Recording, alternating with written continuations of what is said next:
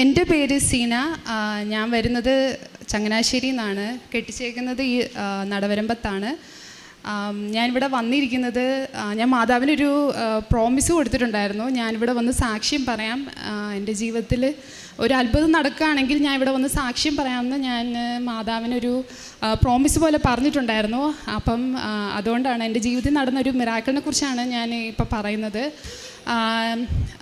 അതായത് എൻ്റെ മമ്മി 2018 മുതൽ ഉടമ്പടി എടുത്ത് വരുന്ന ആളാണ്. അപ്പം ഇവിടുത്തെ കൃപാസനത്തെക്കുറിച്ചൊക്കെ ഞാൻ പണ്ട് മുതലേ കേട്ടിട്ടുണ്ട്. എല്ലാ കാര്യങ്ങളൊക്കെ ഞാൻ ഇതിനെക്കുറിച്ച്, അതായത് ഇവിടുത്തെ ഉടമ്പടി തൈലവും ഉപ്പൊക്കെ ഞാൻ കേട്ടിട്ടുണ്ട്. അപ്പം മമ്മി അപ്പോൾ ഇടയ്ക്കിടയ്ക്ക് ഇങ്ങനെ സാക്ഷ്യങ്ങൾ അയച്ചു തരും. അപ്പം ഞാൻ അതൊന്നും മൈൻഡ് ചെയ്യാറില്ല. അപ്പോൾ ഒരു ദിവസം ഒരു നവംബർ സമയം, അതായത് 2023 നവംബർ സമയത്ത് ഞാൻ വെറുതെ ഒരു സാക്ഷ്യം കണ്ടതാണ്.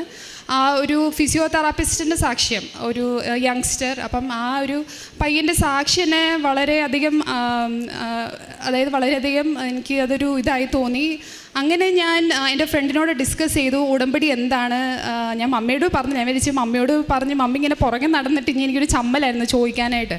അപ്പം ഞാൻ എൻ്റെ ഫ്രണ്ടിനോട് തന്നെ ചോദിച്ച് ഇതിനെക്കുറിച്ച് ഇതൊക്കെ പറ്റുമോ, കാരണം നമ്മളിപ്പോൾ മാതാവിന് പ്രോമിസ് ചെയ്തിട്ട് അത് കറക്റ്റായിട്ട് ഫോളോ ചെയ്തില്ലെങ്കിൽ അതൊരു ഇതാവുമല്ലോ എന്ന് വിചാരിച്ചിട്ട് ഞാൻ ജാനുവരി 1 ഞങ്ങൾ ബാംഗ്ലൂരായിരുന്നു, ഇവിടെ വരാൻ പറ്റിയില്ല. അപ്പം ബാംഗ്ലൂർ 1 ഞാൻ ഓൺലൈൻ ഉടമ്പടി എടുത്തു. ഞാനിങ്ങനെ 6 നിയമങ്ങൾ വെച്ചിട്ട്, അതുപോലെ തന്നെ ഞാൻ മനസ്സിൽ വിചാരിച്ചു ഞാൻ ഇതെല്ലാം ഫോളോ ചെയ്യണം, 3 മാസത്തേക്ക് കറക്റ്റായിട്ട് ഫോളോ ചെയ്യണം. അതിൽ പറഞ്ഞേക്കുന്ന ആദ്യത്തെ തുടങ്ങി. അപ്പോൾ എൻ്റെ ഫ്രണ്ട് പറയായിരുന്നു, എനിക്ക് തോന്നുന്നു ഈ 6 കാര്യങ്ങൾ ഏറ്റവും പാടുള്ളത് ആദ്യത്തെ ആയിരിക്കും. അപ്പം അതിനായിട്ട് തന്നെ നമുക്കൊരു ധ്യാനം, അങ്ങനെ ഞങ്ങൾ ഫാമിലിയിൽ ഞാൻ ഹസ്ബൻഡിനോടൊക്കെ പറഞ്ഞു ധ്യാനമൊക്കെ കൂടണം. അങ്ങനെ ഞങ്ങൾ ഫെബ്രുവരിയിലൊക്കെ അതിനൊക്കെ ഒരു അവസരം കിട്ടി. അപ്പം ഇതിനൊക്കെ തുടങ്ങുന്നതിന് ഇപ്പം ഞാൻ വെച്ചൊരു നിയോഗം എന്ന് വെച്ച് കഴിഞ്ഞാൽ, ഞങ്ങൾക്ക് കാനഡയിൽ PR കാർഡ് കിട്ടിയായിരുന്നു. അതൊരു വലിയൊരു ദൈവാനുഗ്രഹമാണ് അത് കിട്ടിയത്. അപ്പോൾ അതിനുശേഷം ഒരു വർഷമായിട്ട് എൻ്റെ കമ്പനിയിൽ നിന്ന് ഞാൻ ട്രാൻസ്ഫർ നോക്കുന്നുണ്ടായിരുന്നു. അപ്പം ഞാനിത് മാനേജറിനോട് ഡിസ്കസ് ചെയ്യുമ്പം അതൊന്നും ഭയങ്കര ഓബ്സ്റ്റക്കിൾസ് ആയിരുന്നു, ഒന്നും നടക്കുന്നുണ്ടായില്ല. അപ്പം ഇത് ഞാനിങ്ങനെ ജോലികൾ അതിൻ്റെ സൈഡിൽ കൂടെ ഞാൻ അന്ന് വിചാരിച്ച് ഇത് നടക്കുന്നില്ലല്ലോ, മാനേജറിനോട് പറഞ്ഞിട്ടൊന്നും നടക്കുന്നില്ല. അപ്പം അന്ന് എല്ലാ ദിവസവും, അതായത് എനിക്കൊന്ന് ഒരു വർഷമായിട്ട് എല്ലാ ദിവസവും ഞാൻ ഈ ജോബ് പോർട്ടലിൽ നോക്കിയിട്ട് അപ്ലൈ ചെയ്തുകൊണ്ടിരിക്കും. കാനഡയിൽ PR കാർഡ് ഉണ്ടല്ലോ, അവിടെ നിന്ന് ഞാൻ വിചാരിച്ച് എളുപ്പമായിരിക്കും. അങ്ങനെ ഞാൻ 100 ആപ്ലിക്കേഷനെങ്കിലും മിനിമം ചെയ്തു. ചിലത് വിളിക്കും, ചിലത് ഔട്ടായി പോവും, ഫിൽട്ടർ ഇതായി പോവും. അങ്ങനെ ഇങ്ങനെയൊക്കെ ഇരുന്ന് ഡിസംബർ മാസം അപ്പം ഞാൻ വിചാരിച്ചു ഉടമ്പടി എടുക്കാം, മാതാവിനോട് ഈ കാര്യം പറയാം. പിന്നെ എനിക്കുണ്ടായിരുന്നത്, ഞാൻ അങ്ങനെ പ്രാർത്ഥനയും കാര്യങ്ങളൊക്കെ വളരെ കുറവായിരുന്നു. അപ്പം അതിൽ നിന്നൊരു ഇത് കിട്ടുമല്ലോ എന്ന് വിചാരിച്ചിട്ടാണ് ഉടമ്പടി എടുത്തത്. അങ്ങനെ ഉടമ്പടി എടുത്തപ്പം എല്ലാ ദിവസത്തെ ബൈബിൾ വായന, അതൊരു ഭയങ്കര ഒരു ചേഞ്ച് ആയിരുന്നു. ബൈബിൾ വായന, പിന്നെ പ്രത്യക്ഷീകരണ പ്രാർത്ഥന, പിന്നെ നമ്മൾ ശനിയാഴ്ച ഞാനും ഹസ്ബൻഡും കൊച്ചും കൂടെ ഇറങ്ങും.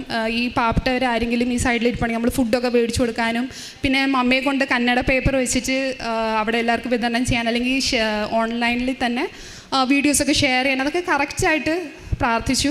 അങ്ങനെ എനിക്ക് ജാനുവരി 25 ഒരു ഇൻ്റർവ്യൂ ശരിയായി. ഇൻ്റർവ്യൂ ഒക്കെ കുഴപ്പമില്ലാന്ന് വെച്ച് അതൊക്കെ ഞാൻ വിചാരിച്ചു ഉറപ്പിച്ചു, കാരണം രാവിലെ ഞാൻ കൊന്തയൊക്കെ ചെല്ലി.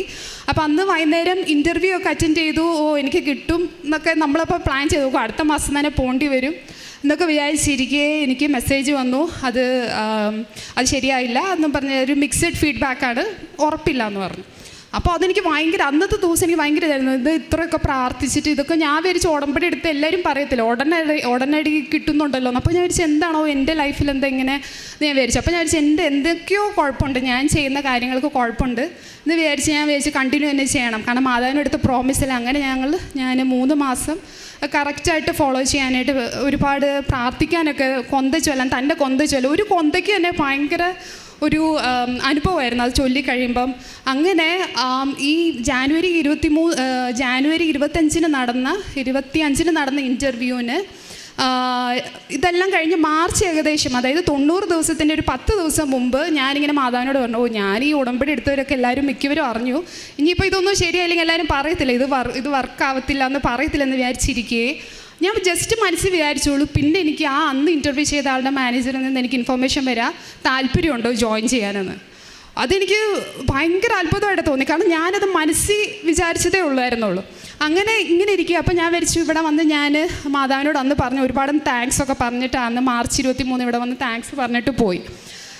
തിരിച്ച് ഏപ്രിൽ വന്നപ്പോഴത്തേക്ക് വീണ്ടും ദേ കിടക്കുന്നു, പറയാണ് അത് പറ്റില്ല എന്ന് പറയാം. കാരണം അവിടെ എന്തൊക്കെയോ പ്രശ്നങ്ങളുണ്ട്, അതുകൊണ്ട് എൻ്റെ ലെവലിൻ്റെ പ്രശ്നം കൊണ്ട് ഇച്ചിരി പ്രശ്നമുണ്ടെന്ന് ഞാൻ നോക്കട്ടെ എന്ന് മാനേജർ പറഞ്ഞു, അവിടുത്തെ മാനേജർ.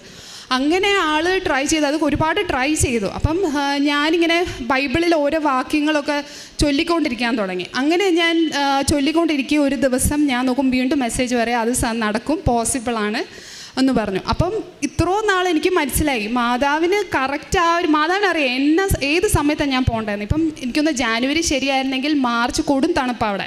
അപ്പോൾ കുഞ്ഞുമായിട്ട് ഞങ്ങൾക്കൊരു 4 വയസ്സുള്ള മോനുണ്ട്. കുഞ്ഞുമായിട്ട് പോകുമ്പോൾ ശരിക്കും കഷ്ടപ്പെടുന്ന വിചാരിച്ചിട്ടായിരിക്കും മാതാവ് കറക്റ്റ് സമയത്ത് ഇപ്പം സമ്മർ അവിടെ.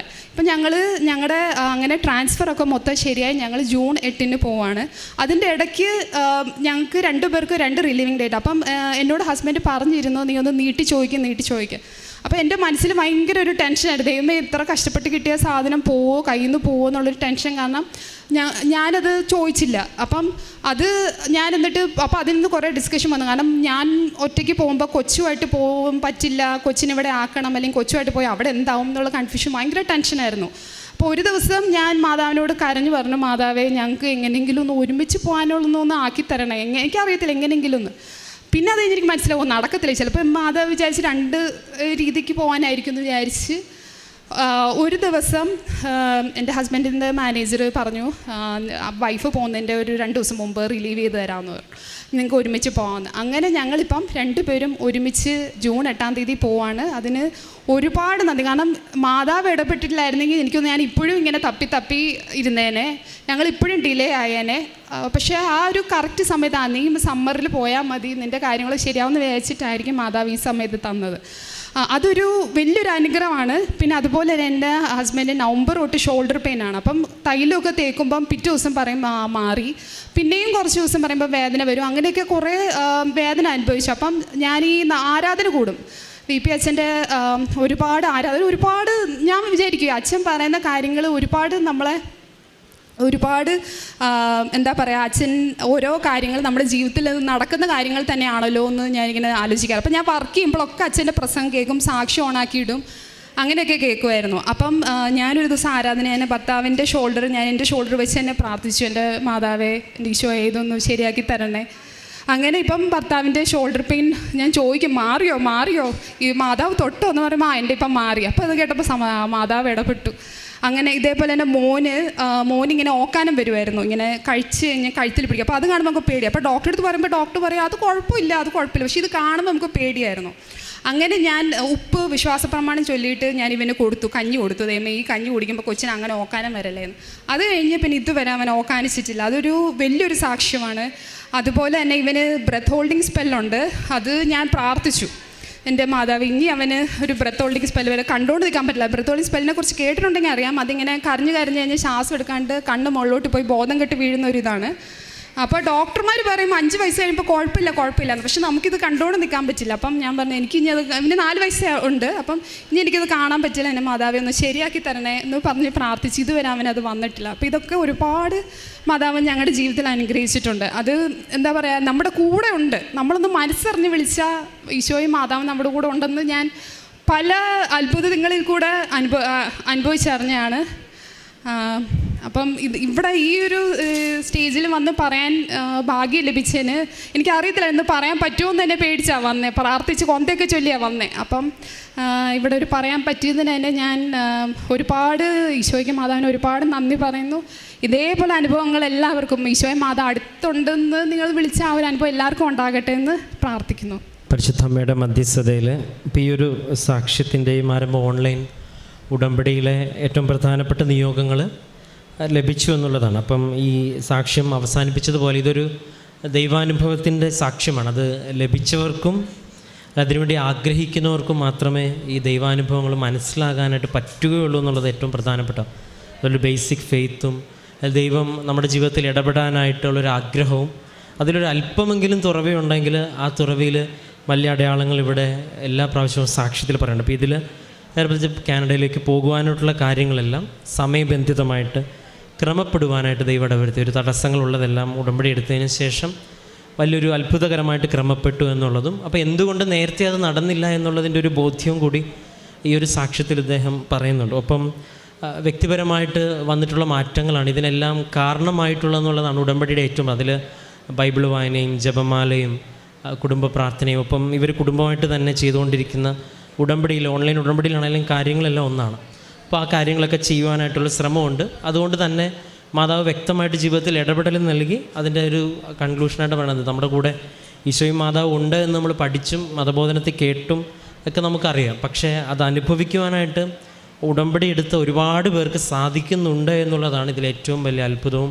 അതുകൊണ്ട് തന്നെയാണ് ഈ പ്രാർത്ഥനയുടെ പിന്നിലൊരു ദൈവ സാന്നിധ്യമുണ്ട്, ദൈവത്തിനൊരു ലക്ഷ്യമുണ്ട്. ആ ലക്ഷ്യത്തിൽ ഒന്ന് പരിശുദ്ധ അമ്മയുടെ പ്രത്യക്ഷീകരണമാണെങ്കിൽ, രണ്ട് നമ്മുടെ ആത്മാക്കളുടെ വീണ്ടെടുപ്പ് തന്നെയാണെന്ന് സാക്ഷ്യങ്ങൾ പ്രാർത്ഥനയോടെ പരിശോധിക്കുന്നവർക്ക് പെട്ടെന്ന് മനസ്സിലേറെ, പ്രത്യേകിച്ച് ഈ ഒരു കുടുംബത്തിന് നൽകിയ സൗഖ്യത്തിനും കാര്യങ്ങളുടെ ക്രമീകരണത്തിനും. അതിനേക്കാളപ്പുറം ഈ പ്രാർത്ഥനയിൽ ശക്തിയുണ്ടെന്നും ബൈബിളും ജപമാലയിലുമൊക്കെ പ്രാർത്ഥിക്കുമ്പോൾ ദൈവം നമ്മളോടൊപ്പം സഞ്ചരിക്കുന്നുണ്ട് എന്നുള്ള വലിയൊരു ബോധ്യം നൽകിയതിന് എല്ലാം നമുക്ക് കരങ്ങളടിച്ച് ദൈവത്തിൻ്റെ നാമം മഹത്വപ്പെടുത്താം. അത്യപൂർവ ദൈവാനുഭവങ്ങൾ ഇനി നിങ്ങൾക്കും സ്വന്തം. ഈ യൂട്യൂബ് ചാനൽ ഇതുവരെ സബ്സ്ക്രൈബ് ചെയ്തിട്ടില്ലെങ്കിൽ ഇപ്പോൾ തന്നെ സബ്സ്ക്രൈബ് ചെയ്യുക. ഈ വീഡിയോ ഇപ്പോൾ തന്നെ നിങ്ങളുടെ സുഹൃത്തുക്കൾക്ക് ഷെയർ ചെയ്തുകൊണ്ട് കർത്താവിൻ്റെ പ്രേക്ഷിതരാകുക.